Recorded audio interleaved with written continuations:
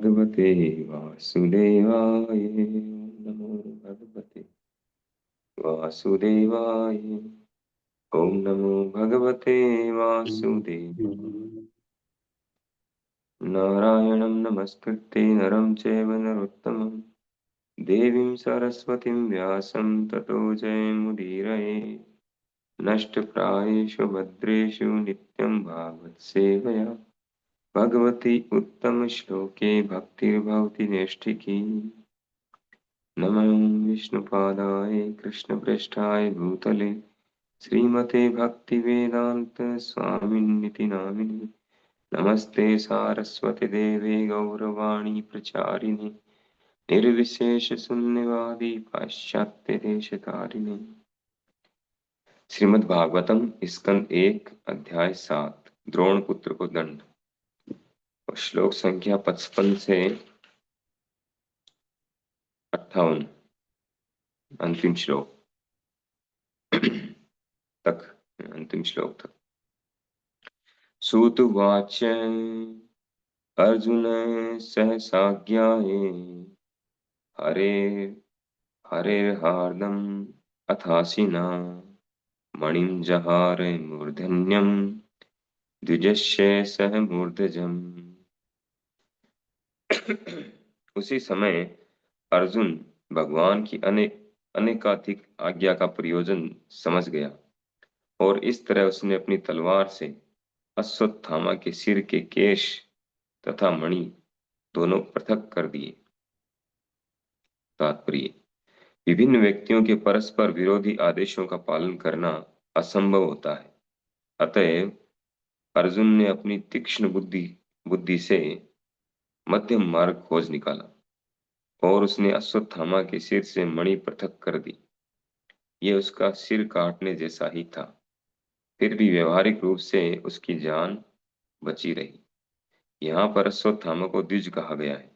निस्संदेह वह द्विज था, लेकिन वह अपने पद से गिर चुका था, इसलिए उसे उचित ही दंड मिला। विमुच्य रशना बधन विमुच्य रशनाबद्धं बालहत्या हतप्रभं तेजसा मणिना हीनं शिविरान् निर्यापयत्। बाल हत्या के कारण वह अश्वत्थामा पहले ही अपनी शारीरिक कांति खो चुका था और अब अपनी शीर्ष मणि खोकर वह शक्ति से भी हीन हो गया था। इस प्रकार उसकी रस्सियां खोलकर उसे शिविर से बाहर भगा दिया गया। तात्पर्य: इस प्रकार भगवान कृष्ण तथा अर्जुन की बुद्धि के कारण अपमानित अश्वत्थामा एक ही साथ मारा भी गया और नहीं भी मारा गया। वपनम त्रिवीणादानम स्थानान निर्यापणम तथा एष ही ब्रह्म बंधूनां वधो नान्योस्ति देहिके। उसके सिर के बाल मूंडना, उसे संपदाहीन करना तथा उसे घर से भगा देना, ये हैं ब्रह्म बंधु के लिए निश्चित दंड। शारीरिक वध करने का कोई विधान नहीं है। पुत्र शोकातुरा सर्वे पांडवा सह कृष्णया स्वानां मृतानां यत्कृत्यं चक्रु चक्रुनिर्हरणादिकम्। तत्पश्चात शोकाभिभूत पांडुपुत्रों तथा द्रौपदी ने अपने स्वजनों के मृत शरीरों शवों का समुचित दाह संस्कार किया। इस प्रकार दशम स्कंद के अंतर्गत द्रोणपुत्र को दंड नामक 7वें अध्याय के भक्ति वेदांत तात्पर्य पूर्ण हुए। श्रील प्रभुपाद की जय।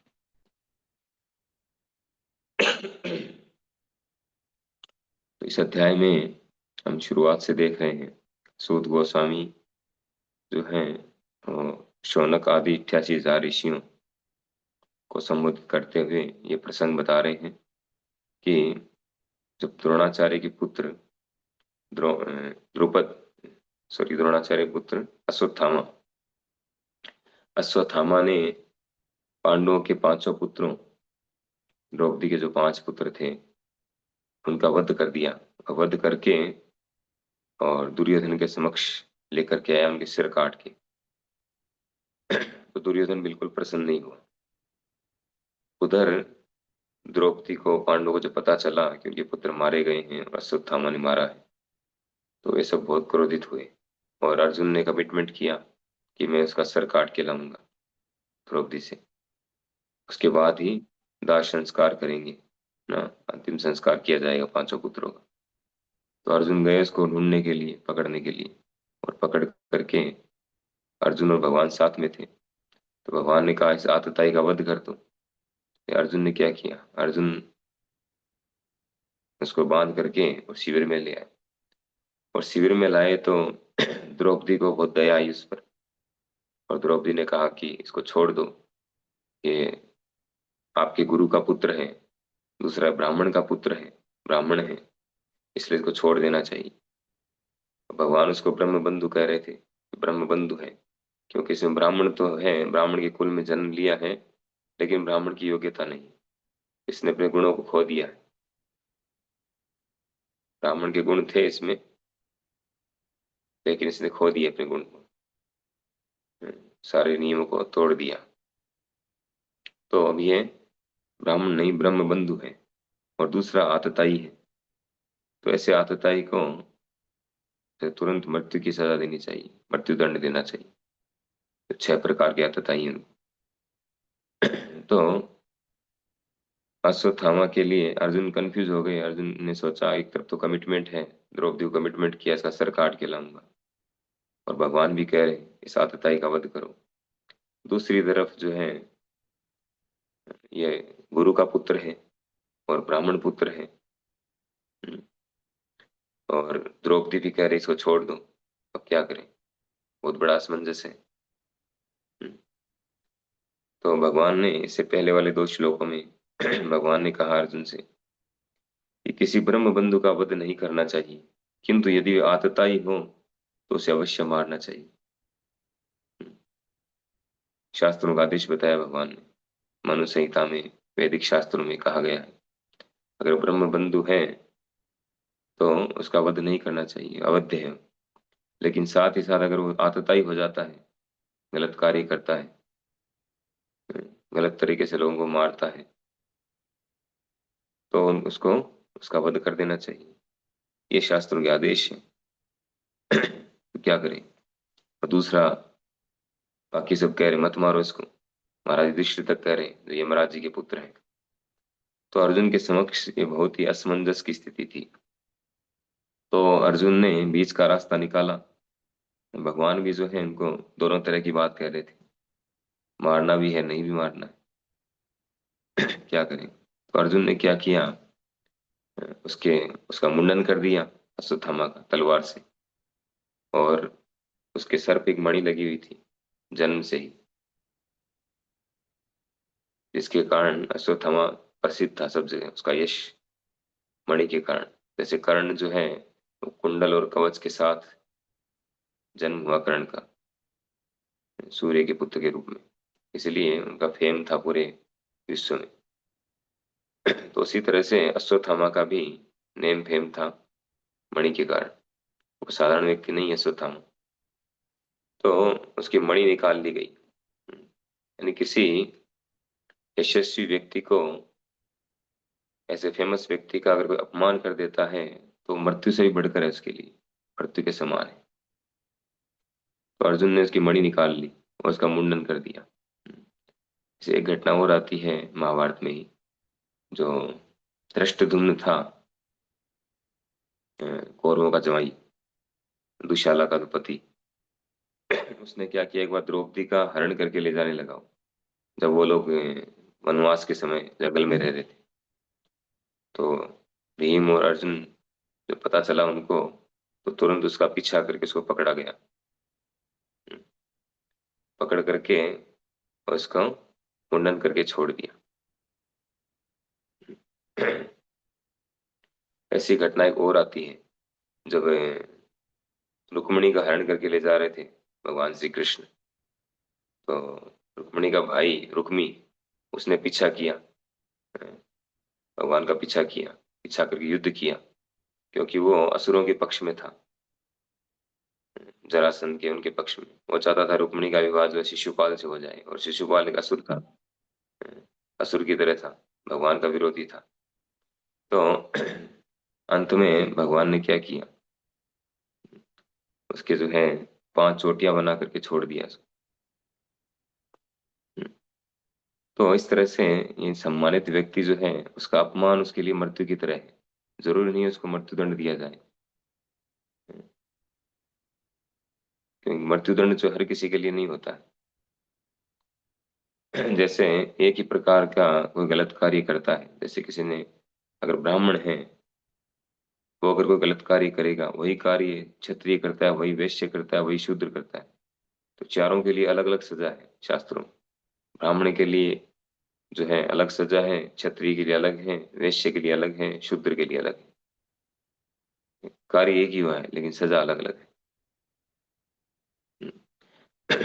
इस प्रकार से देश काल और परिस्थिति के अनुसार और शास्त्रों के आदेशों के अनुसार जो है डिसीजन लेना पड़ता है।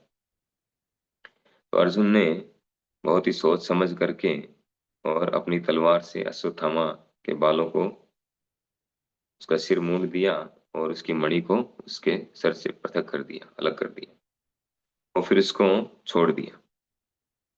हम्म, फिर इसको शिविर से बाहर धकेल दिया रस्सियों से खोल कर। तो उसके सिर के बाल मूंडना, उसे संपदा विहीन करना तथा उसे घर से भगा देना, ये है ब्रह्म बंधु के लिए निश्चित दंड। शारीरिक वध करने का कोई विधान नहीं। शारीरिक पीड़ा देना या शारीरिक वध करना, इसका कोई विधान नहीं। ये उसके लिए नहीं होना चाहिए, ब्रह्म बंधु के लिए। उसके लिए जो दंड था वो सही था, जो अर्जुन ने दिया। तो इस प्रकार से अर्जुन बहुत ही बुद्धिमान, भगवान के पार्षद हैं। हर समय भगवान के साथ रहते हैं, और भगवान क्या चाहते हैं वो समझते हैं। भगवान के जो शुद्ध भक्त हैं वो समझते हैं कि भगवान क्या चाहते हैं। तो उसी प्रकार से अर्जुन ने ये डिसीजन लिया। फिर जो है नेक्स्ट कह रहे हैं कि तत्पश्चात शोकाभिभूत पांडुपुत्रों तथा द्रौपदी ने अपने स्वजनों के मृत शरीरों का समुचित दाह संस्कार किया। तो ये सारा कार्यक्रम होने के बाद में, उसको शिविर से निकालने के बाद, जो 5 शव पड़े थे उनके 5 पुत्रों के, उनका विधिवत अंतिम संस्कार किया गया। और संस्कार करके जो भी उनकी प्रक्रिया थी, उस प्रक्रिया को फॉलो किया गया। अंतिम संस्कार करने के बाद में क्या हुआ, वो आगे वाले अध्याय में आएगा, महारानी कुंती की प्रार्थना में। ये किस प्रकार से अंतिम संस्कार किया, और किस प्रकार से आगे का जो है गंगा जी में जाकर के तर्पण किया उन्होंने, पितरों को तर्पण करना होता है, वो सब कैसे किया, वो सब आगे के चैप्टर में आएगा। तो यहाँ पर हम देखते हैं इस पूरे अ, अध्याय में कि अश्वत्थामा जो है, अश्वत्थामा द्रोणाचार्य के पुत्र थे। और द्रोणाचार्य बहुत ही फेमस व्यक्ति, और पूरे ब्राह्मणिकल नियमों को फॉलो करने वाले जेंटलमैन थे। लेकिन उनके पुत्र ने जो है वो सब नियमों को फॉलो नहीं किया, ब्रेक कर दिया। जबकि उन्होंने लास्ट अंतिम समय तक सारे रूल्स रेगुलेशन फॉलो किए। कि उन युद्ध में भी युद्ध के नियमों को फॉलो किया उन्होंने, अच्छे से फॉलो किया। जबकि अश्वत्थामा ने वो सारे जो है नियम ब्रेक कर दिए। तो हम जिस भी स्थिति में होते हैं, तो हमारे लिए जो शिक्षा है, हमें हमारी परिस्थिति के अनुसार, देश काल और परिस्थिति के अनुसार निर्णय लेना चाहिए। न तो किसी कॉपी करना चाहिए, और न ही अ, जोश में आकर के कोई गलत डिसीजन लेना चाहिए। स्थिति को देखना चाहिए, हमारी स्थिति क्या है, हमारा लेवल क्या है, उसके अनुसार निर्णय लेना चाहिए। अश्वत्थामा ने जोश में आकर के और ऐसा गलत डिसीजन लिया, और परिणाम क्या हुआ, बहुत ही बुरा परिणाम हुआ। उससे उसको कोई फायदा नहीं मिला।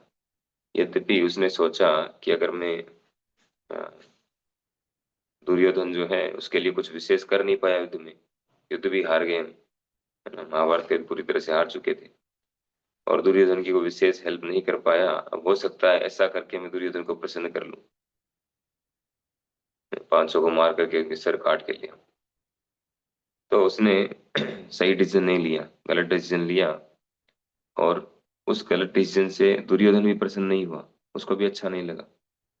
तो गलत है, गलत व्यक्ति भी गलत को गलत बताएगा। दुर्योधन जो है यद्यपि साक्षात कली का अवतार था वो, लेकिन फिर भी उसने भी इसको रिकमेंड नहीं किया, अच्छा नहीं बताया, सेटिस्फेक्शन नहीं मिला दुर्योधन को। उसने कहा गलत किया तुमने। हम्म। तो उसको भी सेटिस्फाइड नहीं कर पाया, वो संतुष्ट नहीं कर पाया अपने बॉस को भी, और अपना भी उसने जो है पतन कर लिया। एक गलत डिसीजन लेने से अपने आप को पतित कर लिया, अपना सम्मान खो दिया उसने पूरी तरह से। जिससे कुल से वो संबंधित था, द्रोणाचार्य जैसे महान व्यक्ति का पिता होते हुए भी उसने अपना यश प्रतिष्ठा को खो दिया। हम्म, उल्टा यश प्रतिष्ठा को बढ़ाना चाहिए था, उसकी जिम्मेदारी ये थी कि अपने पिता की प्रतिष्ठा को, यश को और बढ़ाए। उसने दाग लगा दिया। इस प्रकार से ये हमारे लिए शिक्षा है कि हमें हमारी स्थिति के अनुसार और शास्त्र शास्त्र दृष्टि से, शास्त्र के अनुसार साधु गुरु शास्त्र क्या कह रहे हैं उसके अनुसार डिसीजन लेना चाहिए। एक गलत डिसीजन जो है वो बहुत कुछ गलत परिणाम आ सकते हैं इसके, बहुत कुछ उल्टा सीधा हो सकता है हमारे साथ में एक गलत डिसीजन से। तो बहुत ही महत्वपूर्ण शिक्षा है। अब आगे हम देखेंगे आगे के चैप्टर में, और आगे का चैप्टर बहुत ही उसमें महत्वपूर्ण है। महारानी कुंती की प्रार्थना भी है उसमें।